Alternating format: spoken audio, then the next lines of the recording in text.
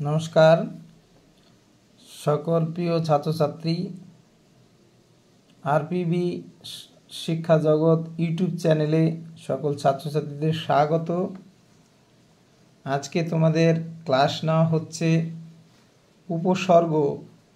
এই পড়ার শেষ অংশ পড়ানো হচ্ছে, অর্থাৎ বাংলা ভাষায় কিছু উপসর্গ বিদেশি ভাষা থেকে সংগ্রহ করা হয়েছে।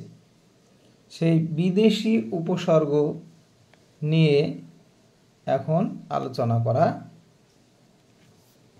হচ্ছে। তাহলে এর আগে আমরা সংস্কৃত 20টি উপসর্গ সম্পর্কে জেনেছি, তারপর বাংলা ভাষার নিজস্ব কিছু উপসর্গ সম্পর্কে জেনেছি। আজকে আমরা বিদেশি উপসর্গ সম্পর্কে জানব।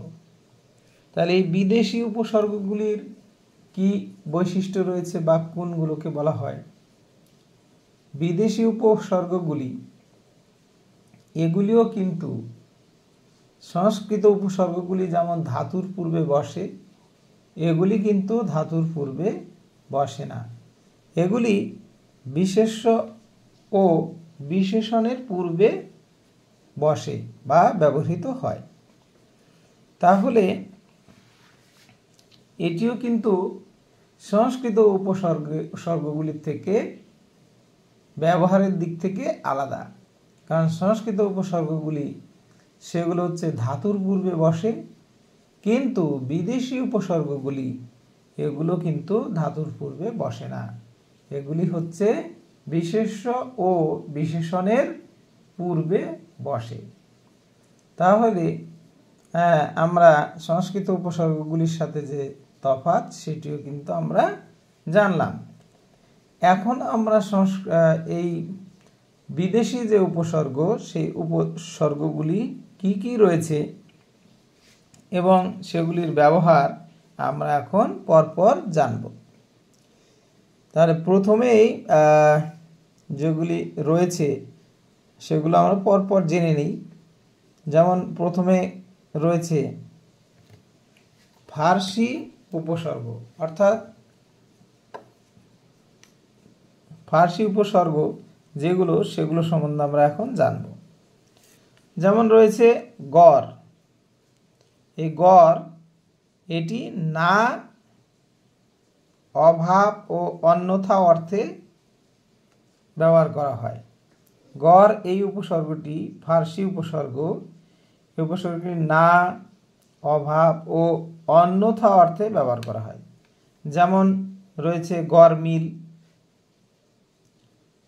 গড় হাজির, গড় জমা, গড় রাজি, গড় বনেদি, গড় কবুল, গড় কায়েম। এগুলো হচ্ছে না, অভাব ও অন্যথা অর্থে ব্যবহার করা হয়। তাছাড়া যেমন রয়েছে বদ।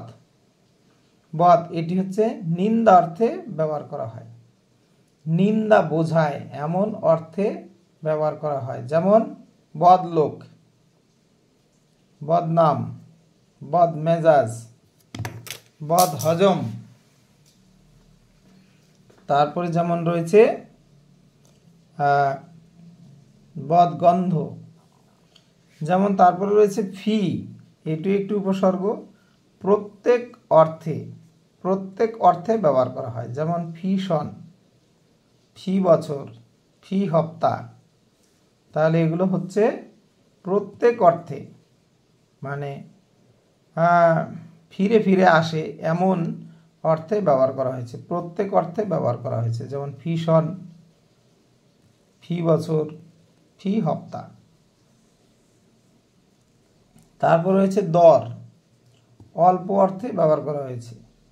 দর এই উপসর্গটি অল্প অর্থে ব্যবহার করা হয়েছে। যেমন দর কাঁচা, দর কচা, দর দালান, দর পত্তনি। এগুলো হচ্ছে অল্প অর্থে ব্যবহার করা হয়। তারপর হচ্ছে যেমন বে, এটি একটি উপসর্গ। নয় অর্থে ব্যবহার করা হয়।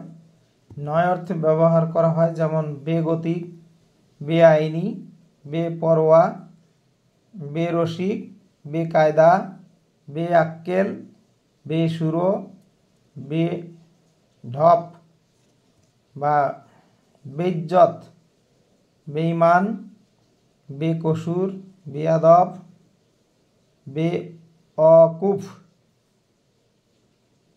বেওয়ারিশ, বেজায়, বেজার, বেদখল, বেঠিক, বেধড়ক, বেনাম, বেরসম, বেহিসাব, বেহুশ, বেপাত্তা, বেসামাল, বেতাল, বেহায়া, বেহাল, বেঘর, বেগোছ, বেবলগা। তাহলে এগুলো 9 অর্থে ব্যবহার করা হয়। বে এই উপসর্গটি 9 অর্থে ব্যবহার করা হয়। তারপর যেমন রয়েছে মৃদু অর্থে, তাহলে এই বে এটি আবার মৃদু অর্থেও ব্যবহার করা হয়, যেমন বেআন্দাজ, বেআন্দাজি। আবার মন্দ বা অন্য অর্থেও ব্যবহার করা হয়, যেমন বেপারা।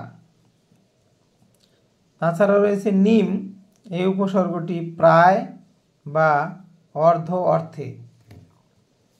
নিম এটি প্রায় বা অর্ধ অর্থে ব্যবহার করা হয়, যেমন নিমরাজি, নিম্ন, নিমুখন, নিমরাজি, নিমুখন।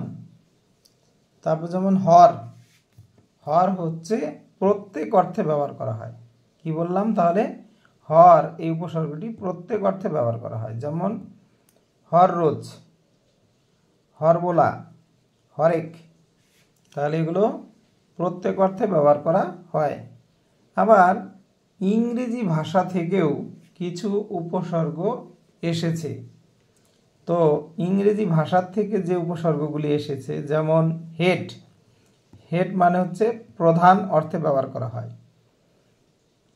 তাহলে হেড এই উপসর্গটি প্রধান অর্থে ব্যবহার করা হয়, যেমন headmaster, head office, head clerk, head quarters, যেমন হেড কনস্টেবল, এগুলো সব প্রধান অর্থে ব্যবহার করা হয়।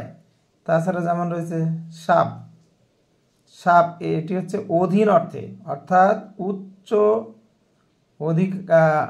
আধিকারীর নিচে তার অধীনে থাকে এমন বলা হয়েছে, বা কারো অধীনে থাকে, সেই অর্থে সাব কথাটি ব্যবহার করা হয়েছে, যেমন সাব জজ, সাব ডেপুটি, সাব ইন্সপেক্টর। এগুলো হচ্ছে সাব অধীন অর্থে ব্যবহার করা হয়েছে। তারপর যেমন ফুল, ফুল এটি সম্পূর্ণ অর্থে ব্যবহার করা হয়েছে।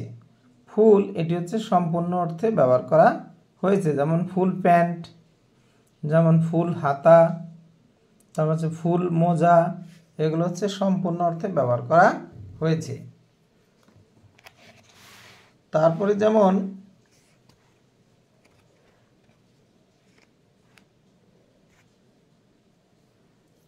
যেমন রয়েছে এখানে হাফ, হাফ হচ্ছে অর্ধ অর্থে ব্যবহার করা হয়েছে। হাফ এটি হচ্ছে অর্ধ অর্থে ব্যবহার করা হয়েছে, half time, half day, half জানতা, হাফ রোজ, হাফ টিকিট। তারপর মিনি, এটি ছোট অর্থে ব্যবহার করা হয়েছে, মিনি বাস, মিনি ছাতা, মিনি খাতা, মিনি মঠ, মিনি হোটেল। এগুলো ছোট অর্থে ব্যবহার করা হয়েছে। তাহলে এই যে উপসর্গগুলির কথা বলা হলো, এগুলো সব হচ্ছে বিদেশি উপসর্গ, বিশেষ করে ফার্সি থেকে আসছে, তাছাড়া ইংরেজি থেকে আসছে। তাহলে কি কি উপসর্গগুলি আসছে সেগুলো আরেকবার বলছি। যেমন রয়েছে গড়, যেমন বর, ফি, দর, বে, তারপর রয়েছে নিম, তারপর হচ্ছে হর, তারপর হচ্ছে হেড, সাপ, ফুল, হাফ। এই উপসর্গগুলি সব বিদেশি থেকে বা বিদেশি উপসর্গ বা বিদেশ থেকে নেওয়া হয়েছে বাংলা ভাষায়। তাহলে এগুলোকে বিদেশি উপসর্গ বলা হয়েছে। এগুলো যদি তোমরা ভালো করে পড়ো, তাহলে এই শব্দগুলো কিভাবে তৈরি হয়েছে, কিভাবে আসছে, এর মধ্যে কি কি রয়েছে, সেগুলো সম্বন্ধে তোমাদের একটা স্পষ্ট ধারণা লাভ হবে, ওয়ার্ড সম্বন্ধে একটা ধারণা জন্মাবে, এই শব্দগুলো সম্বন্ধে একটা সুন্দর ধারণা জন্মাবে। সেই জন্য এগুলো খুব ভালো করে শুনবে, বারবার দেখবে, তাহলে নিশ্চয় তোমাদের উপকারে আসবে।